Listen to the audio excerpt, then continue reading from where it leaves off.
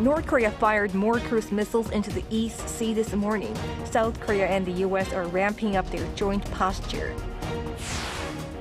The latest indicator shows the local economy will expand 2.2% this year, backed by recovering exports. Demand, however, is likely to be sluggish. Korean swimmer Hwang Sun-woo clinches gold in the men's 200-meter freestyle at the World Aquatics Championships in Qatar, winning a medal at 3 straight World Championships. It's February 14th, 2024. This is Newscenter. Good evening. Thank you for joining us. I'm Yoon Jung-min. We start with news of North Korea testing more missiles. It fired several cruise missiles off its eastern coast this morning, marking the 5th such launch just this year. Our defense correspondent Choi Min-jung explains what's behind all that. North Korea has fired several cruise missiles off its eastern coast near the port city of Wonsan. South Korea's Joint Chiefs of Staff detected the launch at around 9 a.m. Wednesday. Intelligence authorities in South Korea and the U.S. are conducting a detailed analysis. The military added that it has been closely coordinating with Washington to monitor additional signs of North Korean provocations. This is the regime's 5th cruise missile launch this year. North Korea has been dialing up tensions on the Korean peninsula with multiple firings of cruise missiles since January. On January 24th, it fired its new strategic cruise missile, the Bulhwasar 3-31. It then tested the same type of missile from a submarine 3 days later. In the same week, Pyongyang conducted 2 more rounds of tests with Hwasar-2 cruise missiles off its western coast. One expert says there are multiple reasons behind the regime's frequent firings of cruise missiles. Firstly, North Korea is not barred by UN Security Council resolutions from launching cruise missiles. Secondly, the North could be using the launch to test Seoul, Washington, and Tokyo's missile defense systems. Third, North Korea could be intending to show that it takes the lead when it comes to military issues on the Korean peninsula, not South Korea and the U.S. Some experts believe the latest launches could be intended to attract Russia's attention for potential exports. However, others say that scenario is far-fetched and instead believe North Korea is trying to develop conventional weapons to make efficient use of them during a war, as did Russia against Ukraine. Choi Min-jung, Arirang News. And not just conventional threats, but the regime's cybercrimes are becoming more of a concern. South Korea's intel agency has spotted North Koreans who have been making illegal gambling sites and selling them to South Koreans. The money raised has then flowed into the Kim Jong-un regime. Our North Korean affairs correspondent Kim Jong-shi reports. Some details of the North's mysterious Office 39 were brought out into the open on Wednesday. Gyeongung Information Technology Company Limited is the name of a company that makes illegal gambling sites and sells them to South Korean cybercriminals.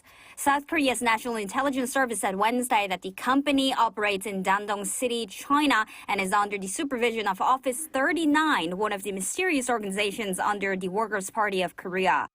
Office 39 is known to raise and manage the money in leader Kim Jong-un's personal slush fund. In addition, the NIS released information on key members of the office. Kim Kwang-myung, 45, the leader of the operation, is a member of North Korea's Reconnaissance General Bureau in charge of actions against South Korea. He leads 15 members. Chung Ryu-sung, 39, is in charge of developing cyber gambling sites and ad ranking manipulation programs. And 28-year-old Chun Kwon-wook develops illegal gambling sites. The NIS stated that these individuals would make and sell various software such as that for gambling sites for adults and teens and were each sending $500 per person monthly to Pyongyang. They had stolen Chinese IDs and, pretending to be Chinese developers, looked for jobs online.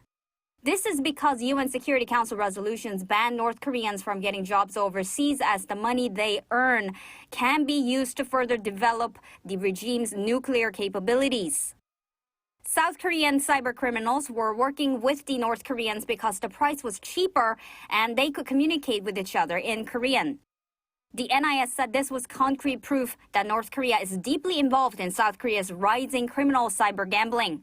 The country's National Gambling Control Commission announced last year that revenue from illegal gambling in the country had increased by 20 trillion Korean won, or about $15 billion in just 3 years. Kim Jung-sil, Arirang News. U.S. Special Envoy on North Korean human rights issues Julie Turner is set to arrive in Seoul on Wednesday and is expected to issue a strong message to China and North Korea. She will meet South Korean officials later this week, and Seoul's foreign ministry says her visit will serve as an opportunity to show the allies' commitment to improve the human rights situation in the regime. The visit was scheduled to mark the 10th anniversary of a United Nations report on human rights violations in the North. In 2014, the UN Commission of Inquiry released a report that found widespread and systematic human rights violations in the regime.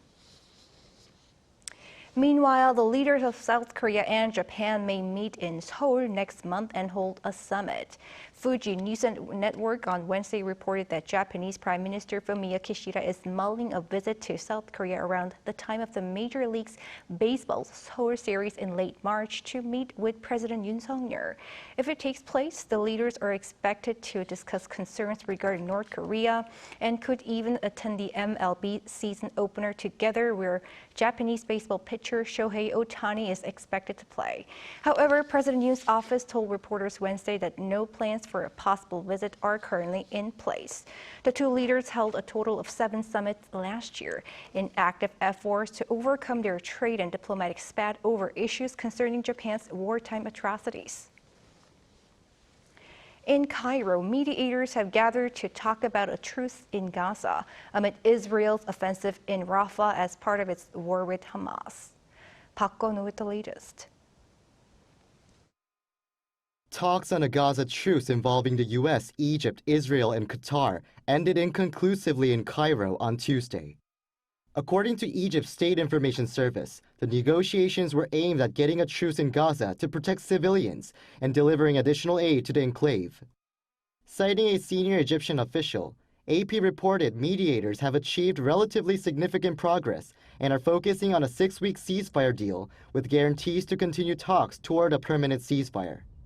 The Israeli delegation has reportedly left Cairo due to the pressure on reaching an agreement to end the war, according to U.S. media. However, the Egyptian official added the talks will continue for another 3 days. International concerns have been mounting, especially after scores of Palestinians were killed during recent airstrikes in Rafah, where more than half of the Gazan population are seeking shelter, despite countries including the U.S. warning about prioritizing the evacuation of civilians before any attack. The United Nations aid chief, Martin Griffiths, warned on Tuesday that military attacks in Rafah could lead to a slaughter and put humanitarian efforts in Gaza at death's door. The UN Secretary General also spoke about the issue on the same day. My sincere hope is that the negotiations for the release of hostages and some form of cessation of hostilities to be successful, to avoid an all-out offensive over Rafah. Meanwhile, as of Wednesday, at least 28,400 Palestinians have been killed, while over 1,300 Israelis have been killed and over 1,200 injured since the war began on October 7th. Park Gun-woo, Arirang News.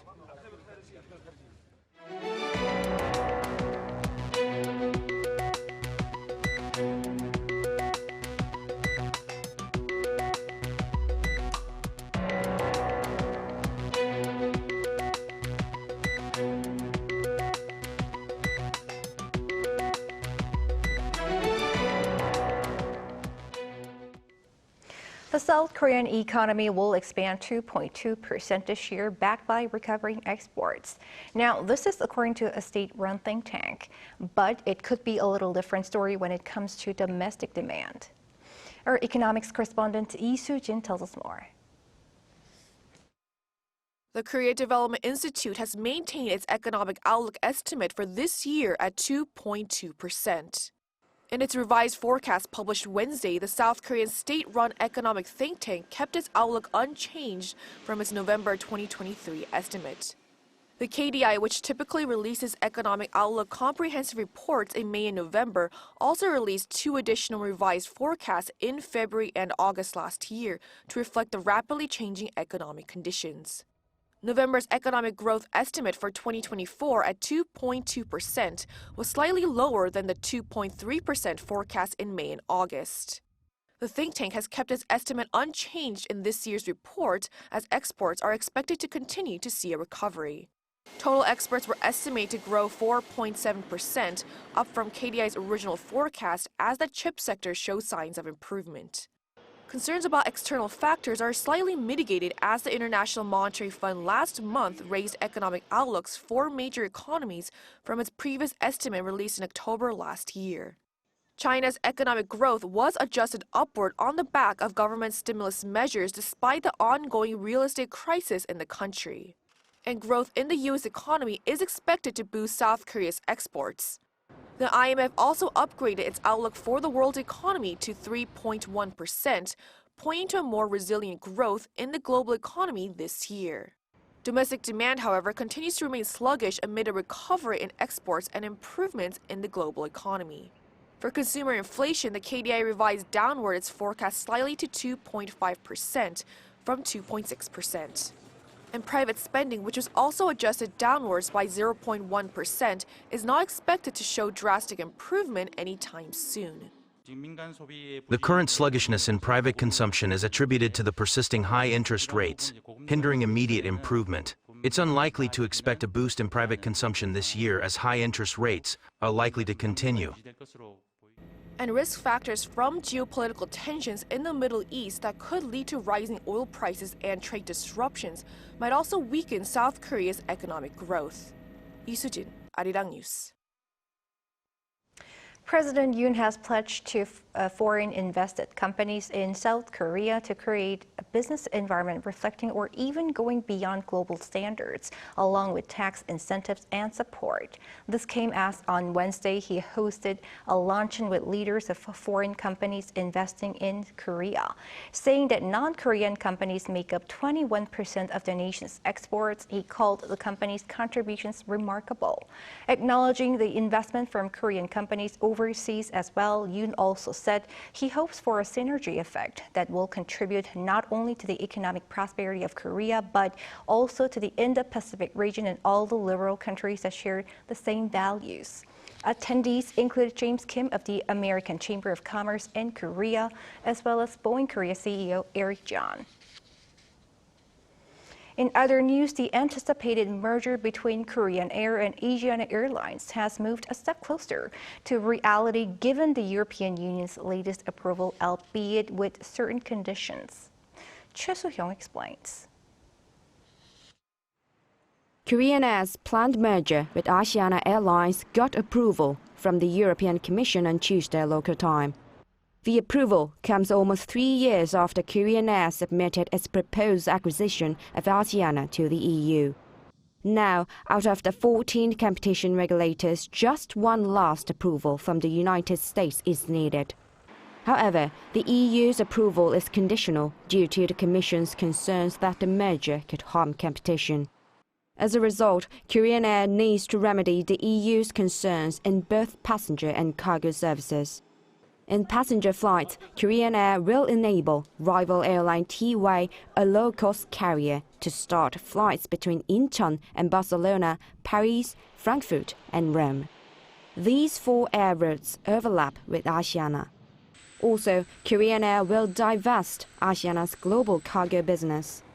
The air industry forecasts that the divestment will take place no later than October this year.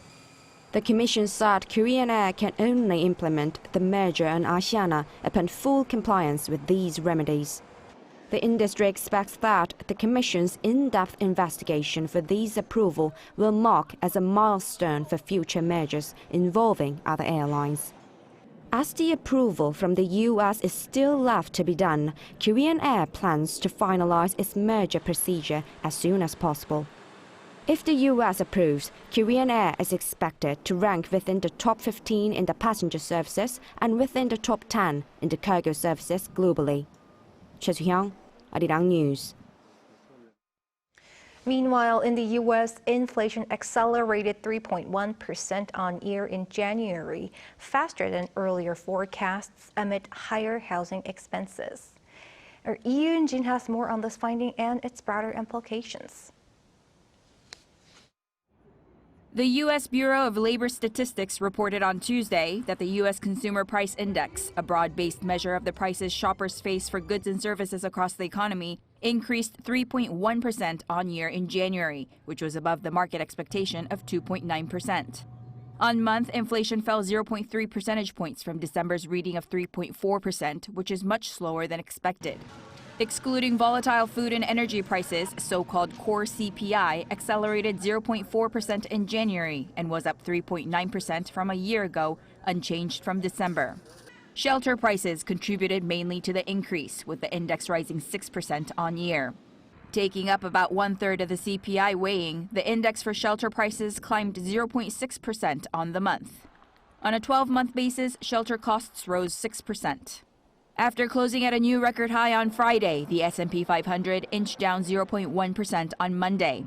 And after the CPI inflation data was released, the S&P 500 fell sharply in Tuesday's stock market action, sliding a further 1.3%. The Dow Jones Industrial Average sank more than 520 points, or 1.4%, on Tuesday, its worst one-day percentage decline since March 22, 2023. And the Nasdaq Composite fell 1.8%. Still, the big three indexes were trading higher on year. Fed officials expect inflation to recede back to their 2% annual target, largely because they expect shelter prices to decelerate through the year. But January's increase could be an obstacle for the central bank that's been looking to relax monetary policy, which is at its highest in more than 2 decades. Yoon-jin, Arirang News. On the local front, the Korean government intends to promote growth this year by jumpstarting a number of projects, including quantum cloud computing and urban air mobility. Our business correspondent Shin Ha-young reports. South Korea will launch a cloud service utilizing domestically developed quantum computers in the latter half of this year. That's according to plans to foster new growth industries, which were announced during an emergency economic meeting hosted by Finance Minister Choi Sang-mok on Wednesday. The government will work towards creating tangible results in new growth industries, including mobility and biotech, which can serve as future pillars of our economy. It will do so by launching cloud services using Korean-developed 20-qubit quantum computers. The plan includes developing related technologies to secure a 50-qubit quantum computing system by 2026 and a 1,000-qubit system by 2032. The higher the qubit count, the faster the processing speed and greater the accuracy. To take a step closer to achieving its goal of commercializing urban air mobility by 2025, the government is pushing to begin flight tests of UAM vehicles in metropolitan areas. It plans to provide tailored regulatory exemptions. Ongoing efforts are being made to establish an institutional framework, including safety standards, to achieve the commercialization of fully autonomous driving in 2027. The government has also pledged to further support key industries such as chips, displays, batteries, and shipbuilding. It is also expanding tax incentives for semiconductor-related technologies. Shin Ha-young, Arirang News. In sports news, Korean swimmer Hwang Sun-woo finished first in the men's 200-meter freestyle at this year's World Aquatics Championships in Qatar, making a history. Our Lee Seung-jae has the highlights. South Korean swimmer Hwang Sun-woo claimed the top podium spot on Tuesday after winning gold in the men's 200-meter freestyle event at the World Championships in Qatar. In the race at the Aspire Dome in Doha, Hwang finished in 1 minute 44.75 seconds, ahead of Danas Rapsis of Lithuania and Luke Hobson of the United States. Hwang had the quickest reaction time off the blocks with 0.62 seconds and was ahead until the 150-meter mark when Hobson took the lead from the South Korean. Hwang, however, took over in the final stretch, passing Hobson in the final seconds to win his first career world title. His latest gold medal finish makes him the first South Korean to win a medal at 3 straight swimming world championships, as he won silver in the 200-meter freestyle 2 years ago and followed that up with a bronze last year. Hwang's medal was South Korea's 4th in Doha, the most the country has won at a single world championship. On Monday, Kim Woo-min won gold at the men's 400-meter freestyle, while South Korea picked up 2 bronze medals in diving. Hwang will now compete in the men's 100-meter freestyle event and the 4x200-meter freestyle relay, with hopes of more medals in Doha. 이 승재, Arirang News.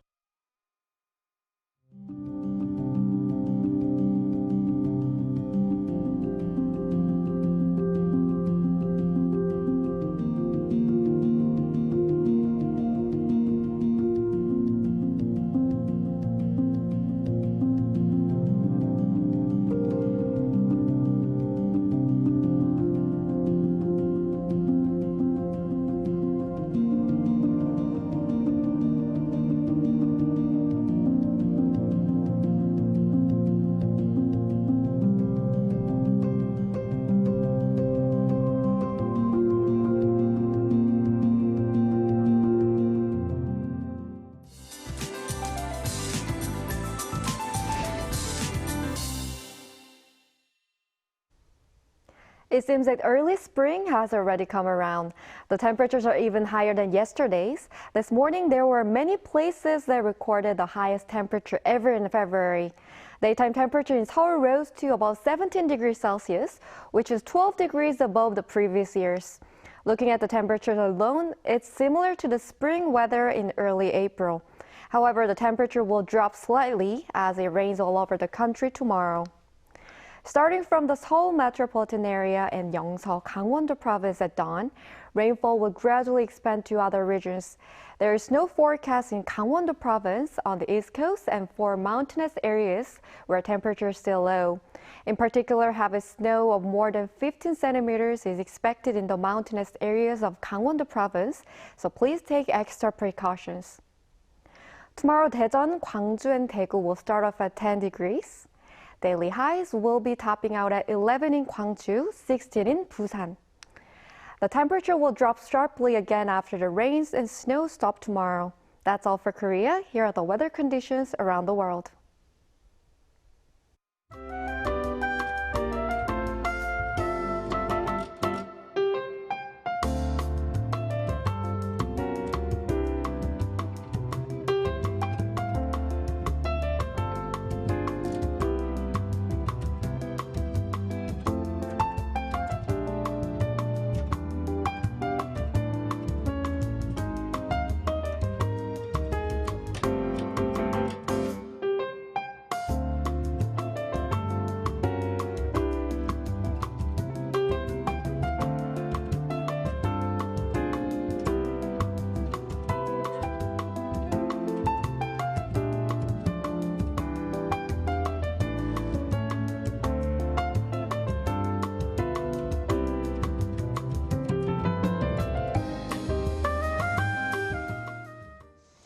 That is Newscenter for tonight. Thanks for watching. A panel session coming up.